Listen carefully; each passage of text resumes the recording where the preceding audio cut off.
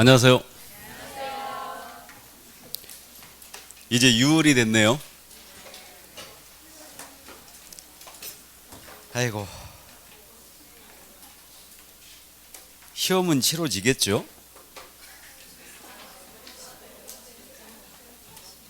시국이 이래서 어디.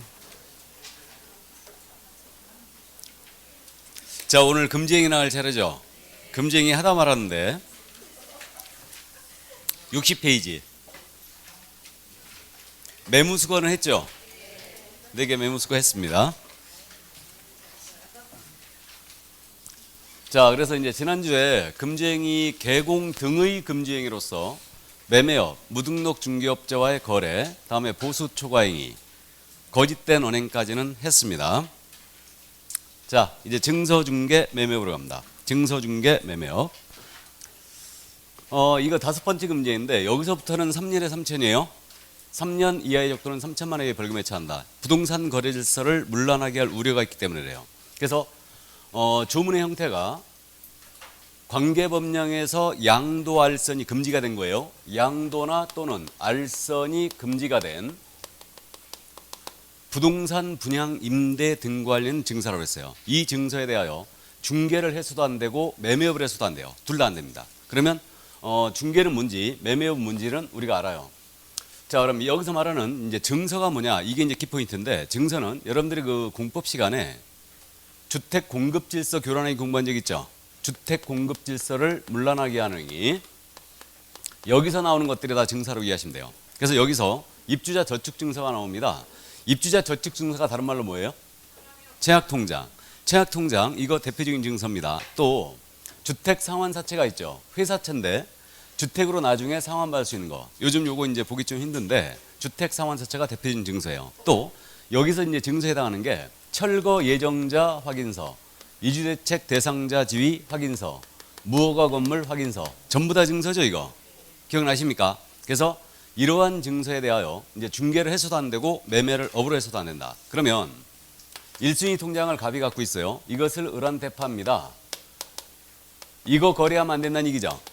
이거 거래 중개를 하면 안 돼요. 나아가서 이러한 딱지에 대해서 사고 팔고 매매를 업으로 합니다. 이거 안 된다는 얘기예요. 그래서 중개를 해서도 안 되고 매매를 업으로 해서도 안 된다. 자, 그래서 증서 중개 매매업 이제 여기까지 이해되시는데, 그럼 여기서 말하는 증서에 분양권 들어갈까 안 들어갈까요?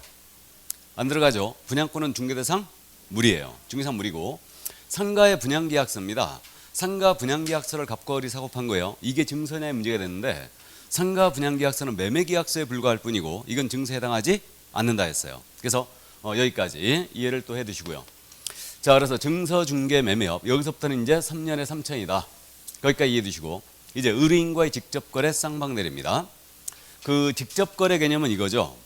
중개를 의뢰한 자라는 점이 전제가 돼야 돼요. 전제가 돼야 되고, 이 의뢰인과 중개대상 물입니다. 중개대상 물에 대하여 우리 개공 등이 거래를 했다. 그럼 이게 직접거래예요. 그럼 이 거래의 범주에는 매매계약, 의뢰인과 매매계약한 경우뿐만 아니고 교환계약을 했습니다. 임대차 계약을 했습니다.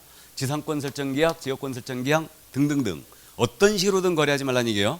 그러니까 의뢰인과 중개대상물에 관하여 개공 등이 거래를 하는 게 모두 금지되어 있다. 이게 바로 직접거래예요.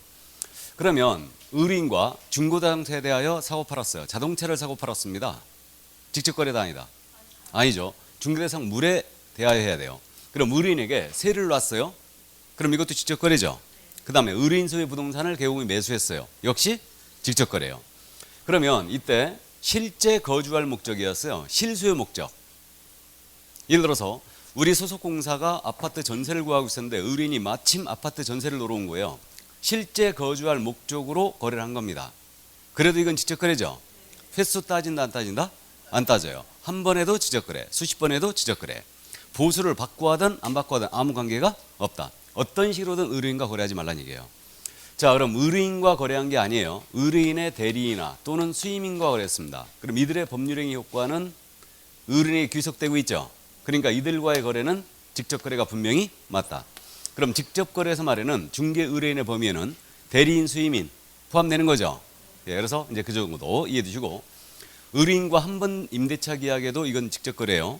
목적도 따지지 않는다 그랬습니다. 실제 거주할 목적에도 이건 직접거래에 해당한다. 그 점 이해하시고, 중개보수를 받고 하든 안 받고 하든 아무 상관이 없다. 자, 그럼 여기서 자기계약이란 말 나와 있으니까요. 이거 미리 한번 보고 갈까요? 자기계약. 우리 민법 시간 홍보했죠? 쌍방대리 자기계약 금지.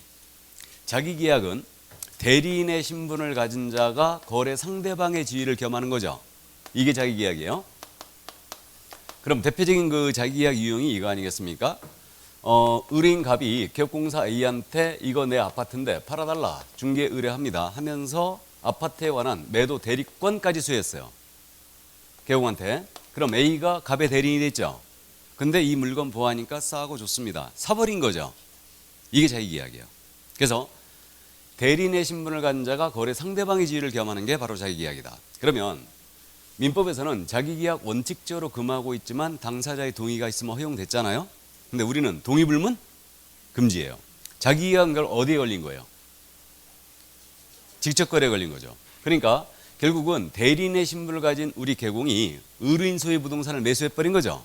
그러니까 자기계약은 당연 금지예요. 동의불문 금지입니다. 그래서 이 점 또 이해를 해두시고요. 직접거래 당합니다. 자, 근데 이제 우리 개공이 상가 건물 한 채를 갖고 있어요. 1층에 중개사무소 열었습니다. 2, 3, 4층은 사무실 임대업하고 있는데 갑이 어느 날 찾아왔어요. 사무실 세를 얻고자 합니다. 3층이 마침 비어 있었거든요. 그래서 이 A가 3층을 비워주고 이 A와 갑 사이에 임대차 계약을 합니다. 이거 직접거래 아니에요? 직접거래 맞죠? 우리 개업공사가 자기 명의의 부동산을 의뢰인자에게 세를 놓은 거 아니에요 지금? 이거 피해 갑니다. 피해 가야 돼요. 어떻게 하면 돼요? 옆집 B한테 얻는 가야 되죠. 가서 네 의뢰인 해라 그러면 돼요.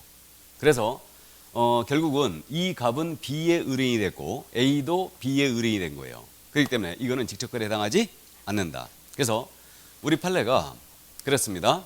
다른 개업공사의 소개로 부동산을 매도하고 또 다른 개업공사의 소개로 부동산을 매수했어요. 이건 직접거래에 해당하지 않는다라고 했어요. 그러면 내가 부동산을 만약에 내 소유의 부동산을 판다 의뢰인에게 그럼 다른 개용의 도장 필요하다는 얘기죠. 의뢰인 소유의 부동산을 내가 세를 얻는다 또는 매수를 한다. 역시 다른 개용의 도장이 필요하다는 얘기예요. 이때 동기가 필요한 거죠. 동기가. 이거 직접 거래 걸리면 몇 년 징역이라고요? 3년이에요. 3년에 3천입니다. 굉장히 셉니다. 그러니까 의뢰인들 요즘 이거 알고 오시는 분들이 있다고 그랬죠. 그러니까 안전빵으로 하세요. 쌍방 직거래한 것처럼 처리했다가 나중에 문제 생기면 이거 3년에 3천이기 때문에 빼도 박도 못해요. 그러니까 손님한테 미리 얘기를 하는 겁니다. 이거는 손님하고 내가 직접 계약을 할 수가 없다. 내 명의로 돼 있기 때문에 이 물건은 B가 갖고 있다. 여기 가서 계약서를 쓰고 여기다가 보수를 주시면 됩니다. 보수 여기다 줘야 된다는 얘기 꼭 해야 되죠. 맞죠? 그래서 여기다 주시면 됩니다. 이거. 그리고 이제 모시고 가서 B하고 근데 미리 합의해놔야 되죠. 내가 손님 모시고 갈 테니까 네 계약 써라. 대신 보수는 반띵. 그렇게 해야 돼요. 그게 안전빵이에요.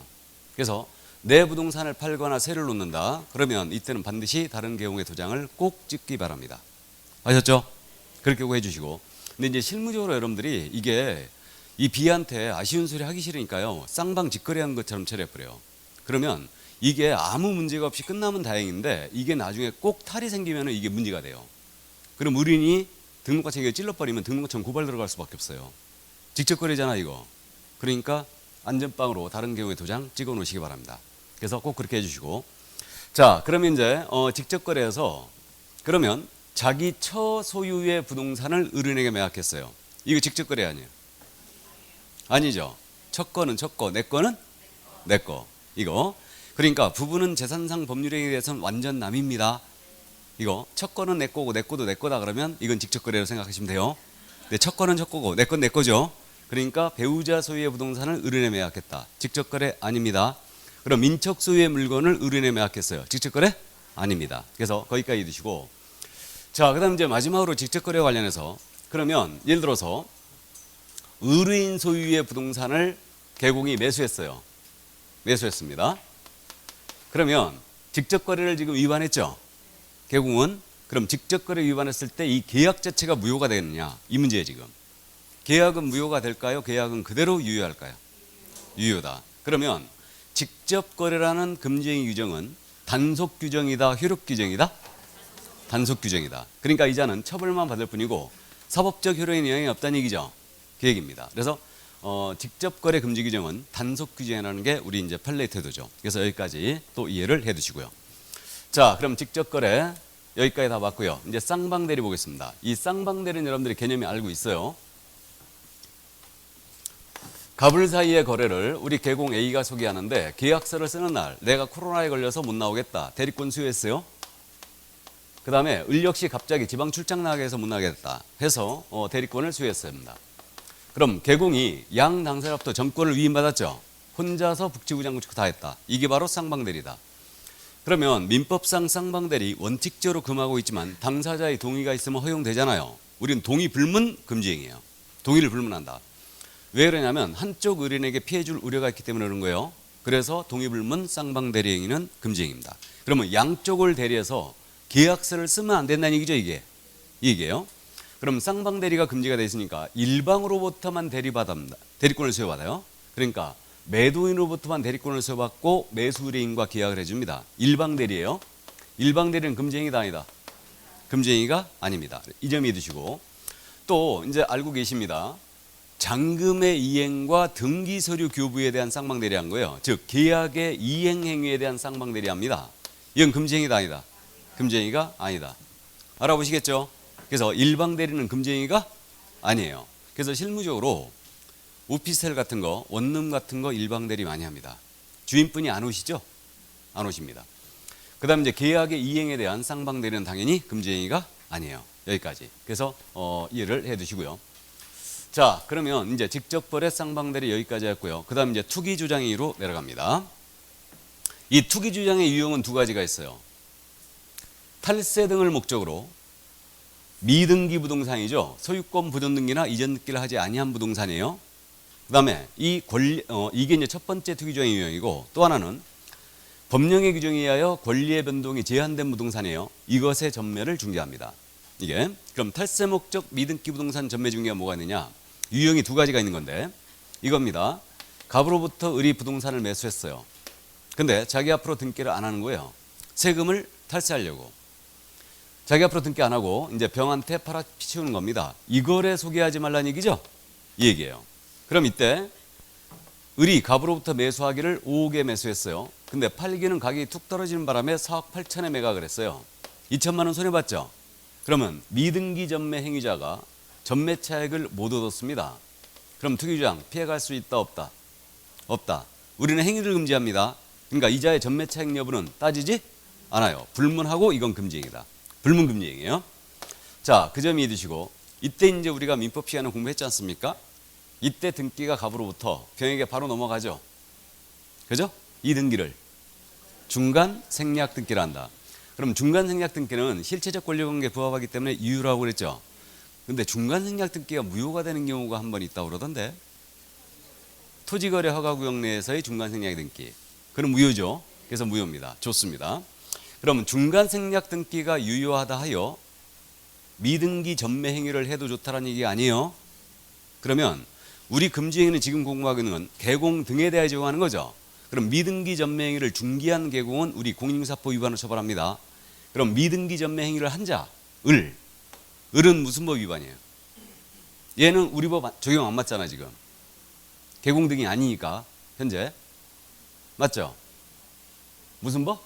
부동산 등기 특별조치법. 우리 부동산 등기 특별조치법에서 미등기 전매 행위 하지 말라고 그랬죠? 검인받자 제고 미등기 전매했다. 탈세 목적 들어갔어요? 3일로 처벌합니다. 3일. 3이 뭐예요? 3년 이하의 징역이고 1억 이하의 벌금이죠. 이걸 소기한 개공은 금지행위 위반이에요. 3년에 3천 이렇게 됩니다. 그래서 이 정도. 자, 그래서 이제 요거 탈세 목적 미등기 부동산 전매 중개. 그다음에 권리의 변동이 제한된 부동산. 이게 대표적으로 뭐가 있냐면 우리 투기과일지구라고 아시죠? 주택법에서 공부했어요. 투기과일 지정권자가 누구예요? 투기과일지구 지정 누가 해요? 국장만 지정합니까? 또는 시도의사. 맞죠? 투기과일지구 지정권자가 누구라고요? 국장 또는 시도지사. 토지거래 허가구역 지정권자도 국장 또는 시도지사. 맞습니까? 그럼 투기지역 들어봤죠? 투기지역 지정권자는 누구예요?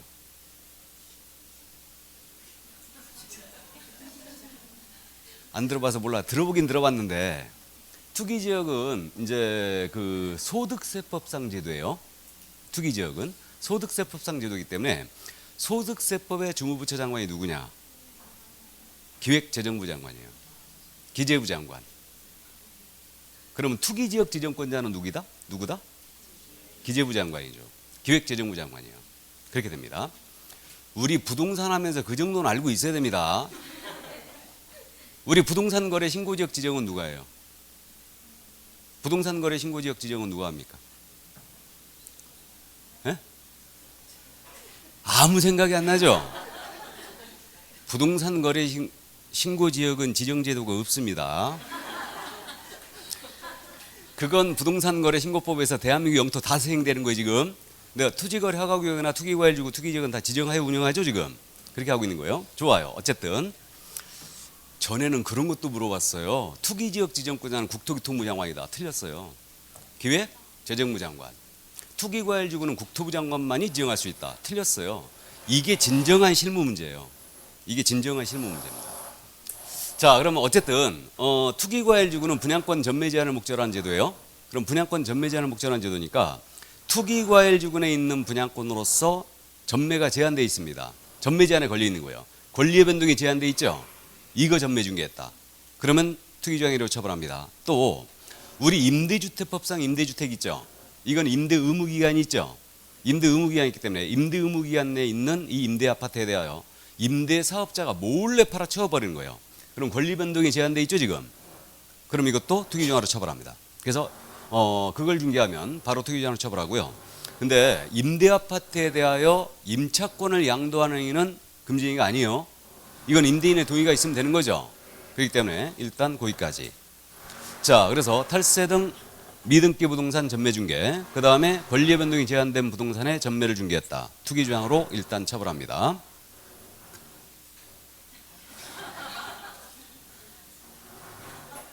우려했던 바가 나오네. 원장님 얼른 올라갔다 오세요.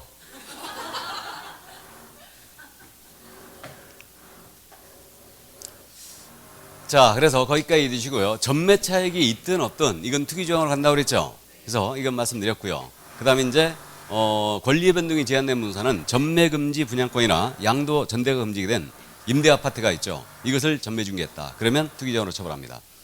자, 그래서 기존의 금지 행위가 여기까지였어요. 여기까지였는데 지금서부터 이제 추가된 내용이죠. 7가지가 금지 행위가 추가된 거예요. 그래서 올해는 금지 행위를 2문제 정도 내지 않을까 이런 생각을 가볍게 하고 있어요. 금지 행위에 해당하느냐 안 하느냐 이 문제하고 또 하나는 처벌에 관한 내용이 있죠. 이거를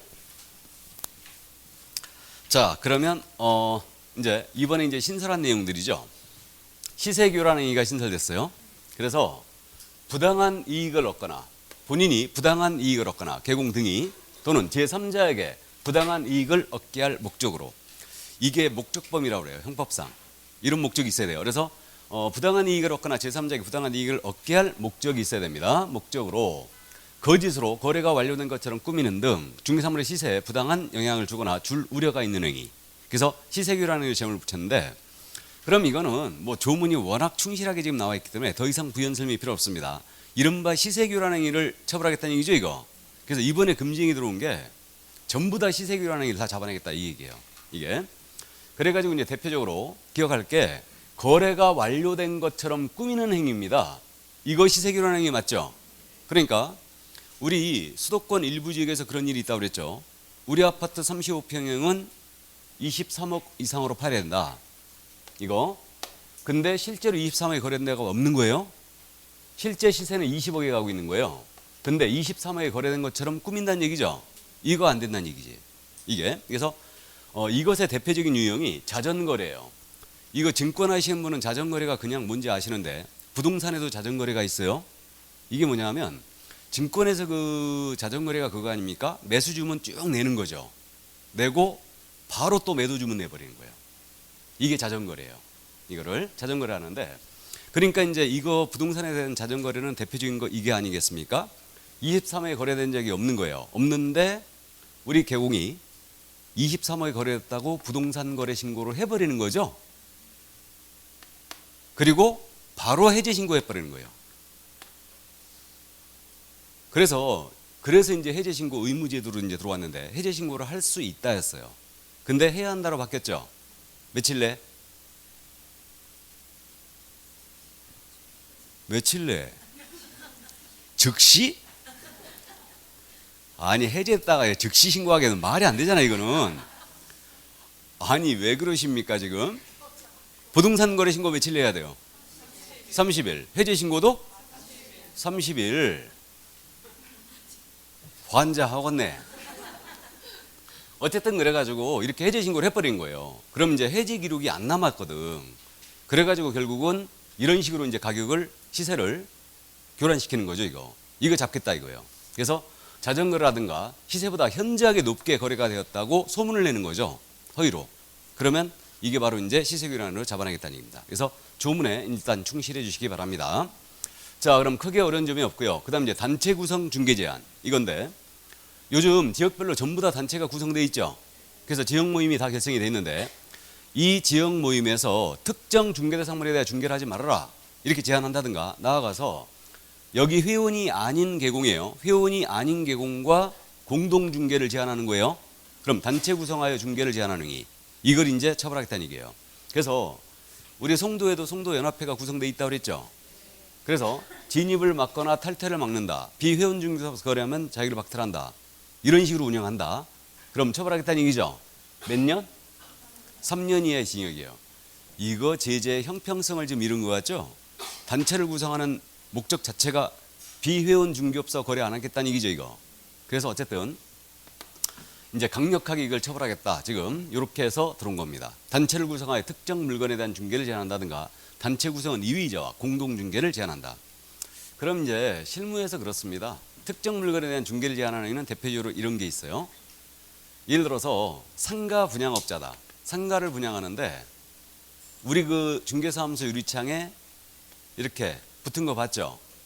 역세권, 트리플 역세권, 최적의 입지, 최저가 분양, 상가, 뭐 수익률 몇 프로 이렇게 하고 해놓은 거 봤죠 이거? 이걸 큐방이라고 그래요. 큐방. 그러면 이제 분양 대행업자들이 중개업소 쭉 돌아다닙니다. 그러면서 저 큐방을 붙여요. 그럼 유리창에도 붙이는데 이렇게 모임이 결성이 돼 있잖아요. 그럼 분양업자가 이 모임 그 대표하고 협상을 하지. 우리가 여기 큐방을 좀 붙이겠다. 그러니까 협조를 좀 해달라. 그럼 이게 맨입으로 되나? 우리는 비즈니스 아니에요 지금 이게 다. 그러니까 여기 지역 모임에다가 일정 광고비를 내는 거예요. 내고 이 물건에 대하여 큐방을 붙이겠다. 그럼 이제 공지를 쭉 띄워요. 이거 협상이 된 거니까 협의가 된 거니까 이 큐방에 대해서는 다 붙여줘라. 중개업소에. 회원 중개업소에 딱 그렇게 공지를 해줘. 근데 여기 분양업자가 우리 너희들 도움 없어도 분양하는데 아무 지장 없거든. 그래서 큰 소리 빵빵 치고 광고비도 안 내는 거예요. 그러면 결국 회원들한테 지침이 나가죠. 여기에는 협상이 안 됐다. 협조하지 말아라. 그러면 어떻게 하겠다는 얘기예요 지금? 3년에 3천 때리겠다는 얘기예요. 말이 안 되는 소리지 이거. 지역 모임을 결성해갖고 특정 물건에 대하여 중개를 제한하고 있는데 3년에 3천을 때린다? 아무리 봐도 형평을 잃은 것 같아요. 어쨌든 그거 못한다는 얘기죠 이거. 그러면 이제 개별 회원들이 거절할 수밖에 없지.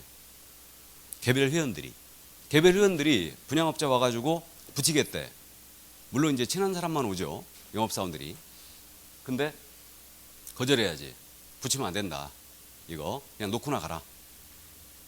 그리고 이제 정 거절하기 힘들면 붙여라 그럼. 그리고 간 다음에 바로 떼어버려야지 그냥. 이게.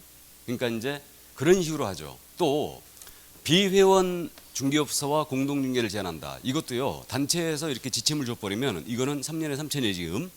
그러니까 비회원 중개업소에서 물건 달라고 쪽지가 와. 쪽지가 오면 아무도 대답을 안 하는 거지. 회원이 개별적으로 물건 안 주는 건 상관없죠. 이건 상관없죠.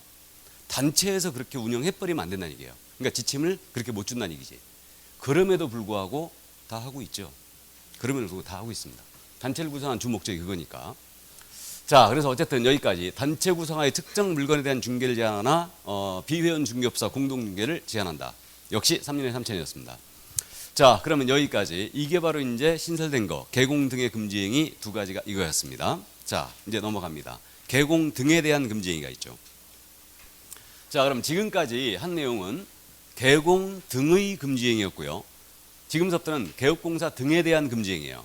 해서 누구든지 그랬죠, 그럼. 누구든지 그랬으니까 지금까지 공부한 금지행위는 개공 등한테만 적용하는 거죠. 일반인 적용이 된다, 안 된다? 안 된다. 무등록업자에도 적용이 없어요. 근데 누구든지 그랬으니까 일반에게도 이 금지행위는 적용됩니다. 그래서 적용되고 다른 개공한테도 적용될까 안 될까요?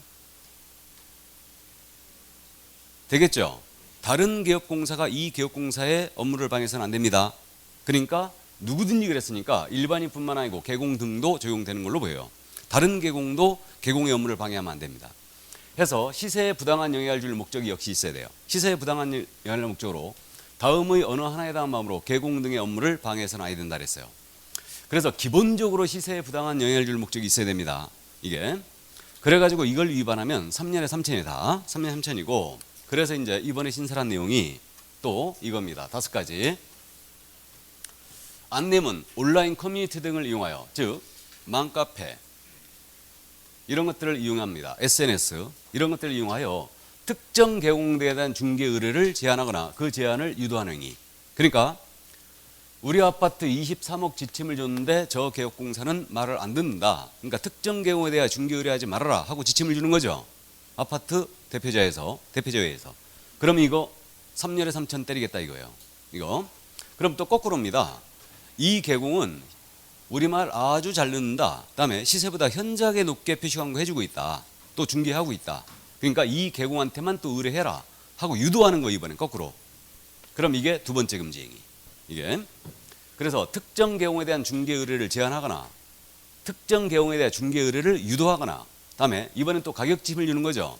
우리 아파트 35평은 23억 이하로는 절대 안 된다. 이거. 그래서 특정 가격 이하로는 중개 의뢰하지 아니하도록 유도하는 겁니다. 안내문, 온라인 커뮤니티 등을 이용해서. 그래서 이거 쉽게 이해되시죠 지금?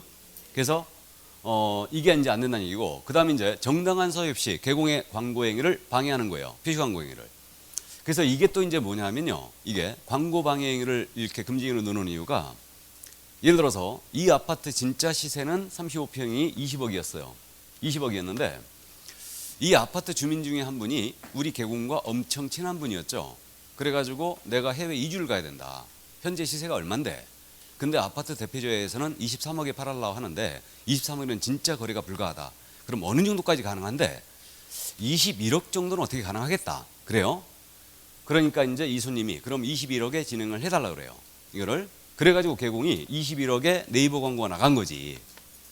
근데 다른 아파트는 전부 다 23억이 돼 있는 거예요 지금. 그럼요. 아파트 대표자에서 어떻게 하느냐. 찍혔죠 이 개공 이제. 네이버에다 직접 전화해버려요. 허위 광고다. 허위 광고다 광고합니다. 전화해버려요. 그러면 네이버에서 소명하라고 그래. 이거 허위 광고 신고 들어왔으니까 소명하라.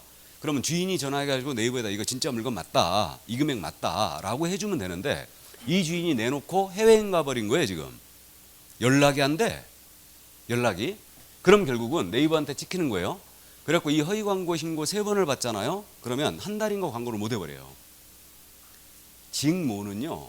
3번 찍혔잖아요. 1년 동안 광고를 못 해버려요. 1년 동안. 이거. 그러면 죽습니다. 한 달 동안 광고를 못 해버리면은 전화가 한 통도 안 오겠죠 이거. 문제가 심각해지는 거예요. 그래서 정당한 표시 광고 행위를 방해하는 행위를 처벌하겠다 이거예요. 이거를 그래서 이제 4번째 금지 행위가 바로 이거였습니다. 이거였고 별 손님들 다 있죠. 별 손님들 다 있어요. 그러니까 예를 들어서 시세가 6억이잖아요. 6억인데 시세가 진짜로 6억 가고 있는 거야. 근데 아파트 대표자가 아니고 어르신이지 내 아파트 6억 5천 정도는 팔아야 되겠어. 근데 중개업소를 쭉 6억에 내놓은 거지. 그러면요 이 중개업소들 전부 다 신고해버려. 허위 물건이라고. 그러면요 중개업소는 이거 허위 물건 딱 뜨게 되면요 이거 소명해라 하고 아침에 네이버 광고 딱 들어가면 창이 딱 떠요. 그거 해결하면 광고를 못 올려. 그러면 또 일일이 주인한테 전화해가지고요, 이거 소명 좀 해달라고 그래. 이거 진짜 물건이라고. 이거 아주 피곤합니다. 그 다음에 이 양반 또 계속 중개업소에 다 전화 돌려. 계속 전화 돌립니다. 그래갖고 왜 6억에 내놓냐고. 6억 5천인데 이런다니까. 아주 별 사람들 다 있습니다. 별 사람들 다 있어요. 특히 연세가 좀 있으신 분들이 그래. 여성분은 절대 그렇게 안 하는데 남성분들이 이거는 모독인가? 어쨌든 나중에 하시다 보면 공부할 때가 좋았다 라고 하실 거예요. 예, 공부할 때가 진짜 좋았다 이게. 자, 그래서 광고 방해행위 이걸 이제 잡겠다 이 얘기고, 마지막 이제 이번엔 또 거꾸로 이거 광고를 강요하는 거예요. 시세보다 현저하게 높게 표시 광고도록 강요를 하거나 대가를 약속하고, 이거 현저하게 높게 표시 광고하도록 유도하는 행위, 이걸 잡겠다는 얘기입니다. 그래서 이게 바로 이제 개공 등에 대한 금지 행위 5가지가 바로 이거였습니다. 이건 모두 이제 3년에 3천이에요. 그럼 지금 이게 암기가 지금 유가강제 방해로 돼 있죠.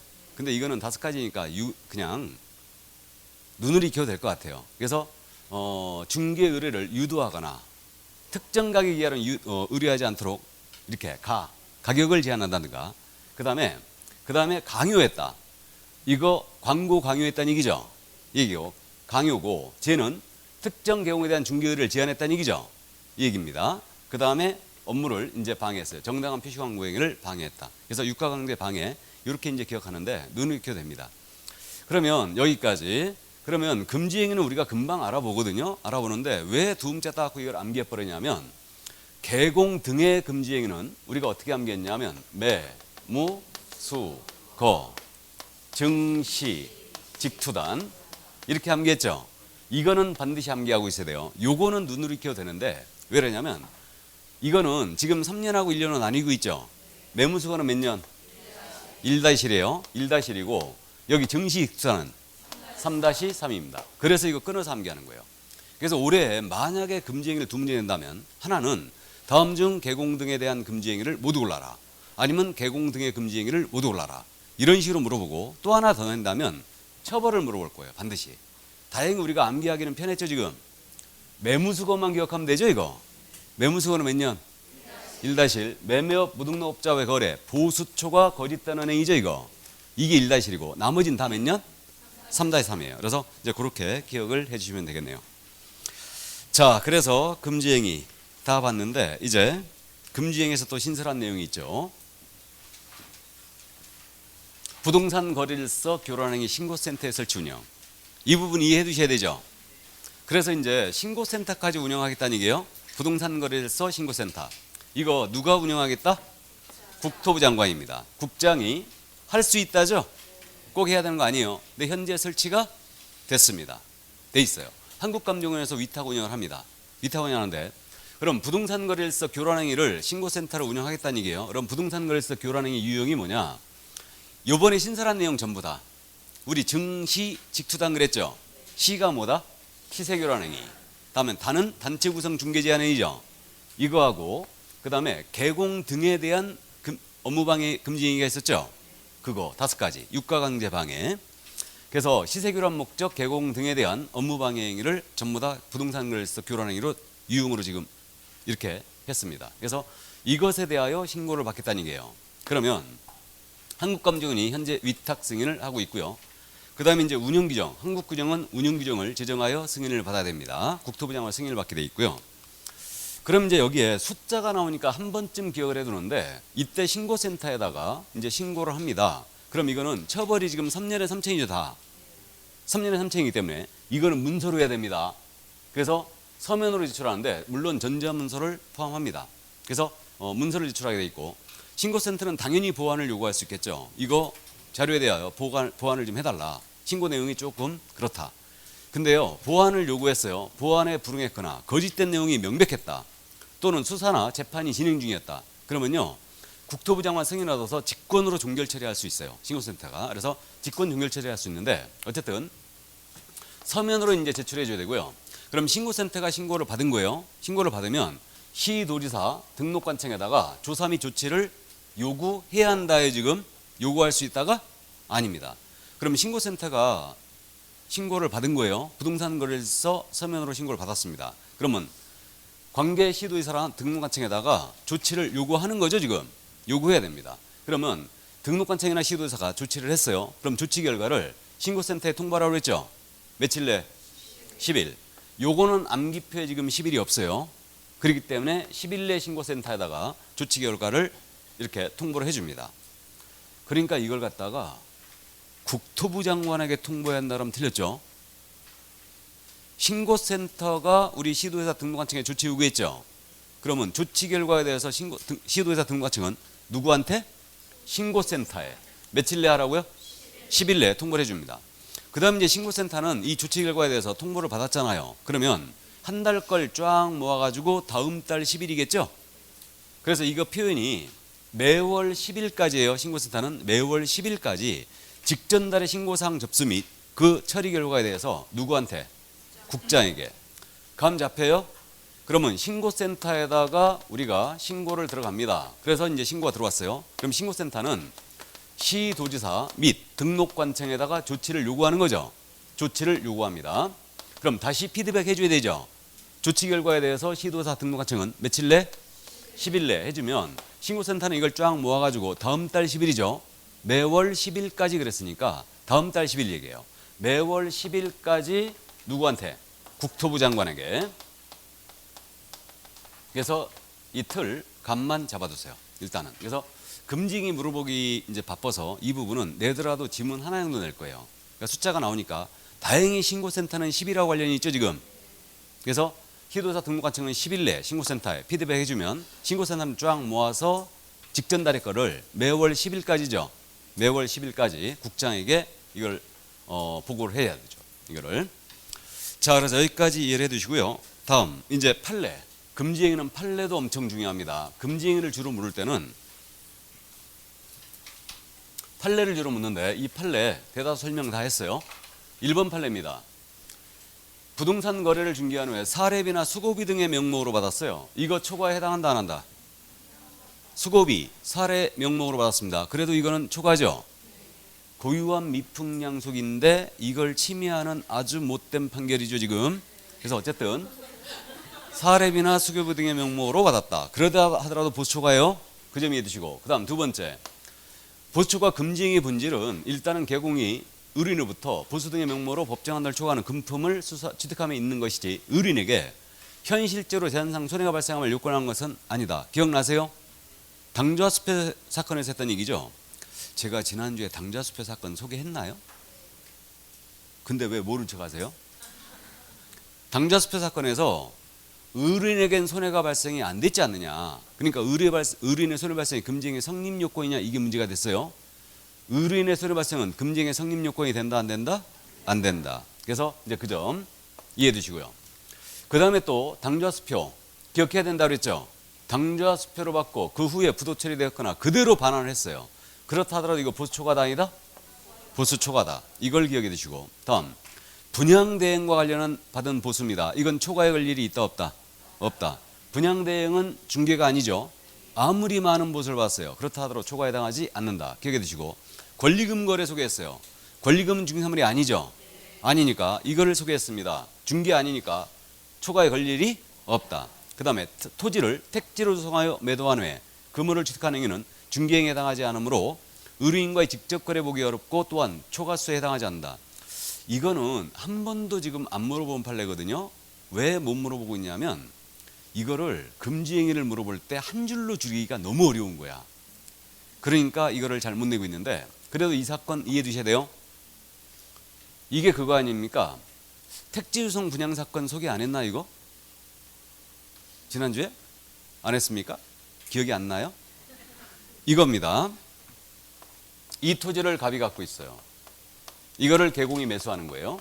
매수하는데 매매 조건이 어떻게 걸으냐면 이 토지를 내가 매수하는데 이 매매 대금에 대해서는 내가 포크랜드에서 이거를 지목을 바꾸겠다. 택지로 조성하겠다는 얘기예요. 택지로 이걸 바꾸고 분할을 한다. 분할한 다음에 하나하나 분양을 하겠다 내가. 분양하고 분양하는 족족 분양 대금이 들어오잖아요. 그럼 확정금을 소유자한테 대금으로 지급하겠다. 그리고 차액은 내가 모두 갖는다 이런 거예요. 이게 택지조성 분양 사건이었어요. 이 사건에서 두 가지가 문제가 됐습니다. 하나는 의뢰인 이거 갑소유의 부동산을 개공이 매수했죠. 이게 의뢰인과의 직접 거래냐 이게 문제가 됐고, 또 하나는 토지 소유자한테 확정금지고 남의 차익을 모두 가졌죠. 이게 과연 보수 초과냐 이게 문제가 됐던 거예요. 이전에 우리 대법원은 어떻게 판단했냐면 갑과 개공사에 체결된 계약의 내용을 보건대 이거는 위임이나 도급 이런 복합적인 성격을 지닌 계약이다 그랬어요. 그러면 위임이나 도급과 유사한 계약이라고 그랬으니까 이거는 중개에 해당한다 안 한다? 안 한다. 그럼 결론 나왔죠. 중개가 아니니까 결국은 이 갑은 중개 의뢰인이 아니에요? 의뢰인이 아니어야 된다. 그래서 이 사건에 있었던 얘기가 중개 의뢰인과의 직접 거래라는 것은 의뢰인이라는 점이 전제가 돼야 되고 이 의뢰인의 직접 상대방이 돼야 된다. 근데 이건 중개가 아니니까 결국은 중개 의뢰인이 될 수가 없고 직접 거래에 해당한다 안 한다? 안 하고요. 보수초과에 그런 걸릴 일도 없다. 그래서 기억할 점이 택지 조성 분양 이렇게 나왔잖아요. 택지를 조성하여 분양해주고 어쩌고 저쩌고 있다. 그러면 이거는 꼭 반드시 무죄 사건이라고 기억하세요. 직접 거래에 해당하지도 않고 보수초과에 해당하지도 않는다. 무죄 사건이었다. 금지행위가 아니란 얘기죠. 그래서 이 점 또 이해를 해두시고. 자, 그럼 넘어갑니다. 거짓된 언행에 거래상 중요사항에 대하여 거짓된 언행하지 말라고 그랬거든요. 가격에 대한 정보 포함될 수 있다 없다? 있다 했죠. 가격에 대한 정보도 포함될 수 있다. 지난주에 언급했고 이거는. 그 다음에 이제 8번 판례입니다. 이거 짜고서 매도 의뢰가격보다 아주 무척 높은 가격으로 팔아치웁니다. 그리고 그 차액을 나눠 가졌어요. 기억나십니까? 거짓된 언행. 이게 다소 좀 비싼 값에 팔았다에 금지가 되는 건 아니라고 그랬죠.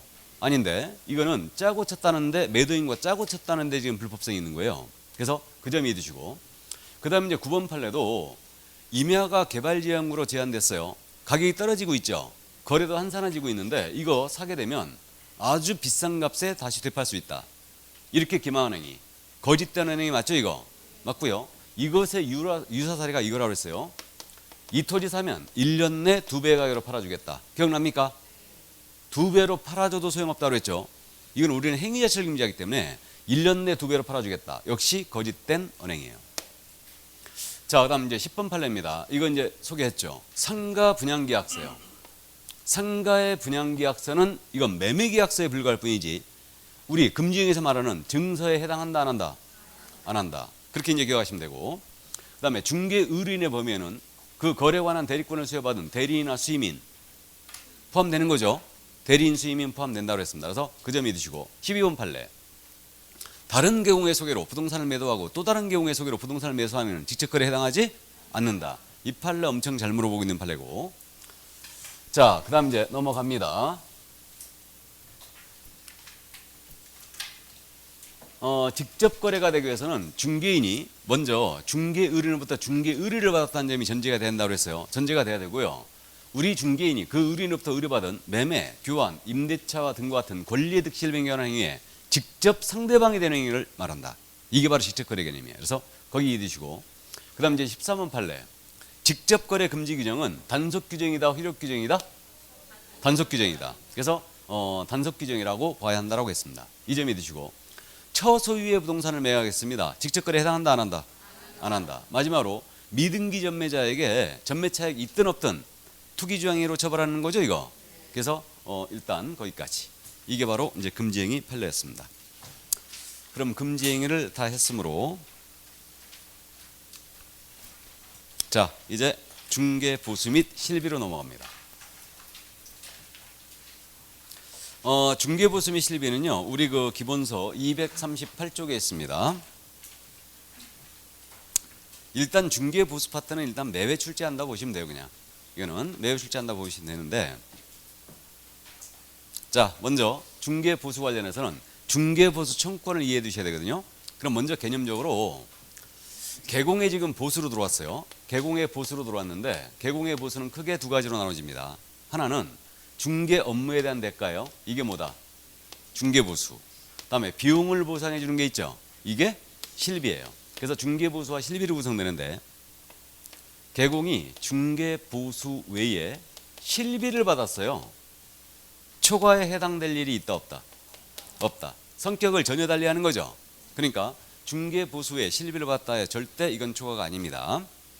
자, 그 다음에 이제 중개보수 청구권을 먼저 이해를 해 두셔야 돼요. 중개보수 관련해서는 중개보수를 달라고 할 수는 권리다. 이건데 보수청구권은 이제 값만 잡아두시면 돼요. 이건 현재 지금 출제를 안 하고 있는 부분이니까 갑을 간의 토지에 대한 거래였어요. 이 거래를 개공 A가 소개하는 거죠. 그럼 중개보수를 달라고 할 수 있는 권리가 언제 발생하고 언제 행사되고 언제 소멸하느냐 이 문제인데 중개보수 청구권은 지금 써있듯이 언제 발생한다? 중개 계약 시에. 의뢰받을 때 바로 발생해요. 그 다음에 을한테도 의뢰받을 때 바로 발생하는 거죠. 그러니까 계약 체결을 정지 요건하여 중개 의뢰 시에 이미 발생한다는 게 우리 통설과 플레이트예요. 중개 의뢰받을 때 이미 발생한다. 그러면 중개 계약을 체결할 때 의뢰받을 때 이거 발생이 되니까 이건 재산권이 맞죠. 그럼 거래계약 체결 전이라도 이거를 양도할 수 있다는 거예요. 양도할 수도 있고요. 채권자는 이거 압류 전부 명령을 받을 수 있다는 겁니다. 그래서 가능합니다. 이렇게 되고요. 그럼 행사는 언제 하느냐? 행사는 거래계약 체결 시에 의뢰인 사이에 체결되는 계약이 거래계약이죠. 그러면 이때 계약 체결되면 행사가 되는 거다. 왜 그랬느냐? 우리 계약 체결되면 중개 완성되는 거 맞죠? 그러니까 계약 체결 시에 행사할 수 있다. 그러면 잔금과는 전혀 관련이 없네요. 이게 잔금과는 전혀 관련이 없어요. 그러니까 중개 의뢰받을 때 발생하고 행사는 거래계약 체결 시 행사한다. 물론 개공의 중개로 말미암아 이 계약이 성사돼야 한다는 인과관계 있어야 되고 중개 계약 기간이 있었다면 중개 계약 기간 내 이 계약이 성사가 돼야 됩니다. 일단은 자, 그래서 중개 완성 시에 이제 행사한다. 거래계약 체결 시에 행사한다. 그럼 이제 거꾸로 당사자의 고의과실이에요. 개공의 고의과실이 아닙니다. 개공의 고의과실로 계약이 해제가 됐다. 그럼 이때는 소멸해요? 그러면 거꾸로 해석하면 개공의 고의과실 아닙니다. 당사자의 고의과실. 예를 들어서 대표적으로 당사자의 매수인의 이행지체예요. 이행지체로 이 계약이 해제가 되거나 무효가 되거나 취소했어요. 그럼 이때는 소멸하는 거죠. 그러면 계약 체결로 개공의 고의과실이 아닙니다. 당사자의 고의과실 계약 깨지면 이때는 여전히 받을 수 있다. 소멸하지 않는다는 얘기죠. 이게 여러분들이 실무 가시면 이 보수 가지고 가끔 가다가 아주 빈정을 상하는 경우가 나오기도 합니다. 손님이 보수로 안 주는 거야. 정상적으로 다 거래가 됐는데 이게 근데 손님이 안 주는 이유가 뭐냐? 그놈의 하자를 들먹거리는 계속. 뭐 수도꼭지에 물이 좀 새요. 화장실 물이 잘 안 내려가요. 뭐 배수구에 물이 잘 안 내려가요. 그러면서 차일피일 보수지급을 미루는 거야. 이거를. 그러면서 이제 결국은 떼먹지.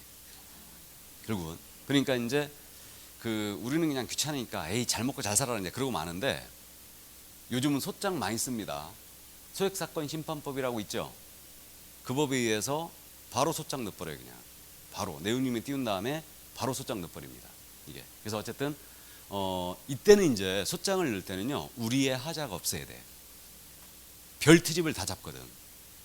이거를 그러니까 어쨌든 보수받을 때 아주 치사해 죽겠어. 그러니까 아예 그냥 계약 체결할 때 전액을 지급하는 걸로 하면 참 좋은데 그게 안 된다는 거지. 이게 그래서 실무적으로 계약이 깨지면 스트레스 엄청나게 받습니다. 그래서 개공의 고의과실이 아닌 사유로 계약이 깨지면 여전히 받을 수 있는 거죠. 받을 수 있는데 실무적으로 주택임대차 같은 경우는 그냥 다시 서비스하고 맙니다. 보수가 얼마 안 되기 때문에 그냥 포기하고 그냥 마는데 금액이 크면 가끔 가다가 이게 소송으로 가요. 소액사건으로. 그러면 지급 판결 금방 나버립니다. 그러니까 계약서 들어가고 설명서 들어가고 중개한 게 확실했다. 도장 들어가면 확실했다 그러면 지급 판결 나버려요. 통상적으로 판사가 재량껏 판단하는데 법정 보수의 약 절반 정도로 인정해요. 절반 정도. 그 정도. 참고하세요. 그래서 발생행사 소멸 이렇게 나눠가지고 이제 구분만 해놓으시기 바랍니다. 그럼 판례 두 가지 정도만 짚고 가는데요. 우리 중개보수 관련 판례에서 고등법원 판결은 제가 무시했거든요. 고등법원 판결은 물어볼 일이 없으니까. 그러니까 대법 판결 정도만 이해하면 되는데 우리는 중개 의뢰할 때 말이에요. 의뢰인과 중개보수에 관한 합의를 별도로 안 하죠. 그죠? 대다수 안 해요.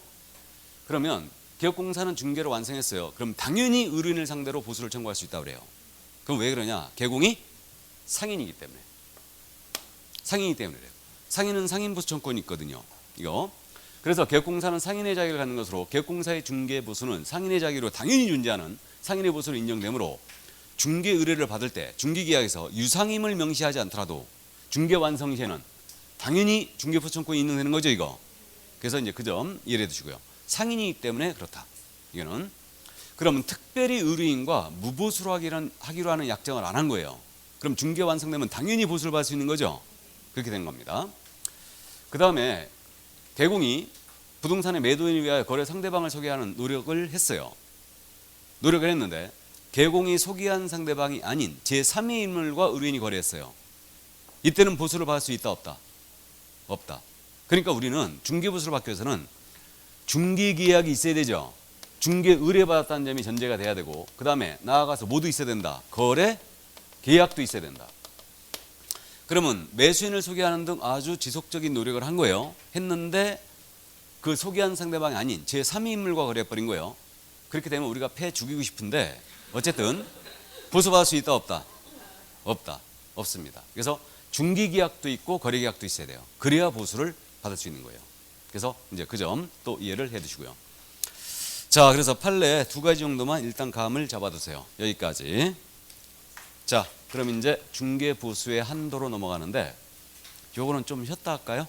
네, 좀 쉬었다 하죠.